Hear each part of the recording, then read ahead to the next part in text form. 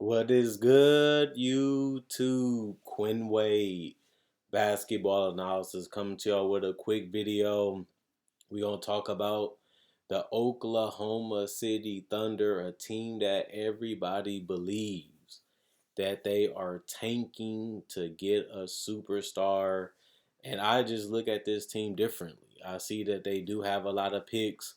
They have gutted they roster basically to go young, and that's what you should do.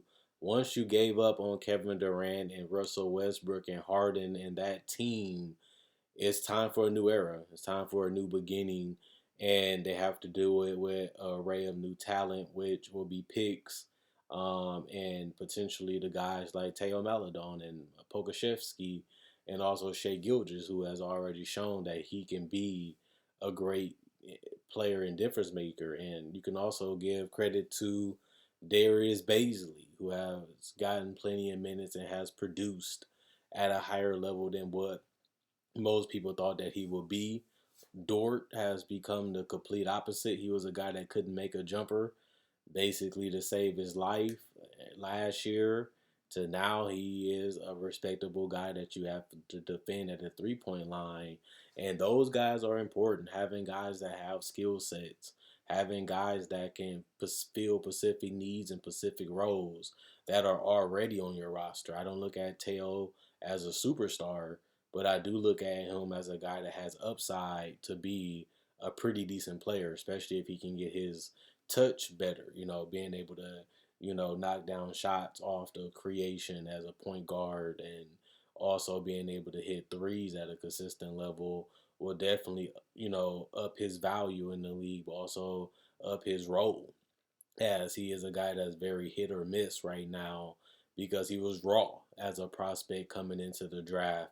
You're drafting him based off what you've seen, but also what you can get in the future. And, when I looked at him, he was a guy that I seen a lot of things that could really be special. It just, he has to harness it and grow it into, reality. He just hasn't been able to catch up to where he needs to go, but this is only his first year in the NBA, and that's why I looked at him as a guy that I will pick as a project because he showed a lot of flashes of what you want modern guards to do. It's just about being able to do it, which he hasn't been able to do so far in the NBA and overseas, but it's something that he actually has the potential to be and do. He had the right mentality, he had the right type of shots. It's just about knocking them down and being able to evolve that into a legitimate offensive, abilities, which he doesn't have consistently yet. But Pokashevsky is the same thing. You look at this guy that's tall and lanky and can really be a versatile player at that forward center position and give you a lot of versatility on both ends of the court and can give you, something unique as a big at that height and with that mobility. And he is a guy that can't make a shot usually in the NBA game, just like Teo. But he also has those flashes where you can see what Sam Presti and the organization was seeing, and you know that it may be three, not two, but maybe 3 years away, because he still has to get the touch, to feel the knowledge, and actually be able to impact the game defensively, because that's what you want your center to be able to do, especially if he is a guy that has potential to be a floor spacer at that center position, which a lot of guys and a lot of coaches love having. And Pokashevsky has the size and he has the touch. It's just about getting the skill to be able to do it consistently from all over the court, and this team can be headed in the right direction. The thing that people don't like is the tanking, but I look at it like if you have so many guys that are so young that you already have before you even traded a lot of these veterans away, I feel like this is why you want them to have experience. You want them to be able to, go through trials and tribulations of learning how to make plays, how to make decisions, how to close games, how to compete in games, and how, to get embarrassed so you don't get embarrassed again. We all learn the hard way. Everybody wants to put on a show, everybody wants to put up points, but it's a process to be able to become guys that can actually do that. And when you look at the Thunder, they struggle to score. They struggle to get good shots. It's just because these guys are not capable of doing it at this point of their career. But you won't know it if they don't play. You don't know it if somebody's always in front of them taking the minutes, even though you can make them earn it, and eventually you will be getting rid of that guy so they can do it with more minutes anyway. So I don't really compare it to what the Sixers was doing because I feel like the Thunder are trying to compete. I just feel like the guys just don't have the necessary talent to really be able to do it on a consistent basis against the best players because a lot of these guys, when drafted, are so far away from where they need to be that being bad for a couple more drafts makes sense to get these guys to the level that they need to be on while also putting in talent around them that can help grow with them but also allow them to be on the same timeline so that way they can build an actual team that knows how to struggle but also succeed together and also, be on the same page for what's necessary and what's needed. All these guys are not going to be superstars. All these guys are not going to be franchise altering players.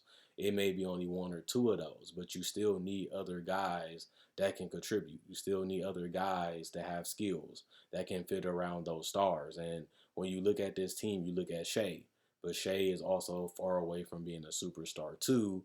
He is a productive player. He is a player that you are excited to have because he has already showed that he can be an impact player already.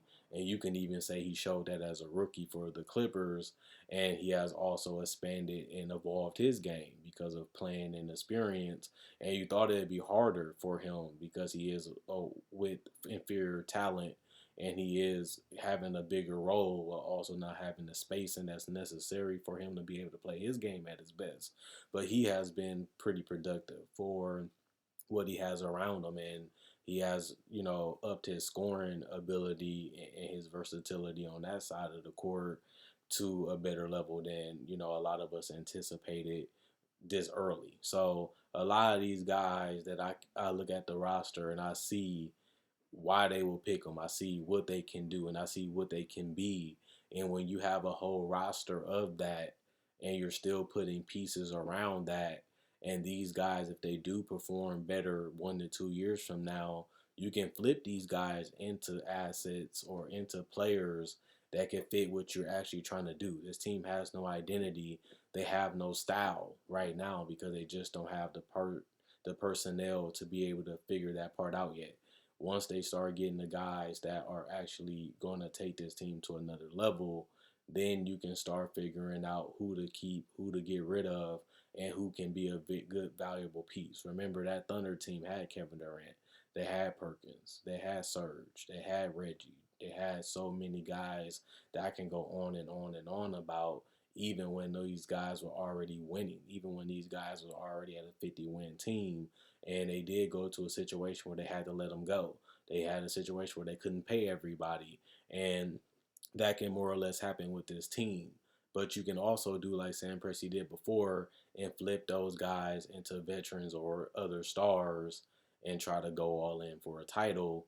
And you still need guys that people are interested in. You still need guys that have been proven or shown what they can do at the NBA level for them to actually be a valuable asset that can actually get you something meaningful or better in return. They got Enes Kanter. They ended up getting Steven Adams and all these guys, and it was because they was able to flip assets or be able to produce and develop players to the point where they can get something valuable in return or to get a player that fits in return. And Oklahoma City came close. They was in the finals, and they went to the Western Conference Finals multiple times, and they couldn't get over the hump. But they had a lot of guys that was on rookie contracts that allowed them to pay those guys and still be competitive and have decent benches and decent contributors. And that's what they're going to have to do with this team again. But a lot of these guys are so far away and they're so raw that the best way for them to learn and the best way for them to develop into what they need to be is actually practicing and putting in the work, but also doing it on the NBA court where it matters the most. And they have that ability now because this season is almost over to possibly add a couple more pieces while also still seeing what these guys can do in their second and third years with this team. So the only way these guys are going to be valuable, the only way these guys are going to literally become something, they have to play and they have to show it. And that will let you know also who you need to keep, who's worth paying, and who's worth flipping to get another guy that you have. Some of these guys may never be superstars. Some of these guys may never be all stars for the Thunder, but your whole roster isn't built with those anyway. You still need the other pieces to fit, and you still need other players that can make differences and have uniqueness that make them an intricate part of a team. And the Thunder have abundance of talent. It's just they're not where they need to be competitive at the NBA level. But that's why you add more pieces along the way and shape and mold this roster and get an identity and a concept of what you're trying to do. And then you bring that to fruition by getting everybody on the same page and getting everybody in the right system that fits how they want to play and what they want to do. They don't have that yet. They're not there yet. But that's why you give this team another 2 to 3 years, and then you see what the Thunder have. With more draft and more development, this team can be more special. This isn't the worst team in the NBA. So it's not like they fell off completely and they can't win a game. They won more games than teams that you can say had better and more willing talent, and they have been more competitive, they have been more feisty, and they have been more respectable than other teams that you can argue have more talent than them now.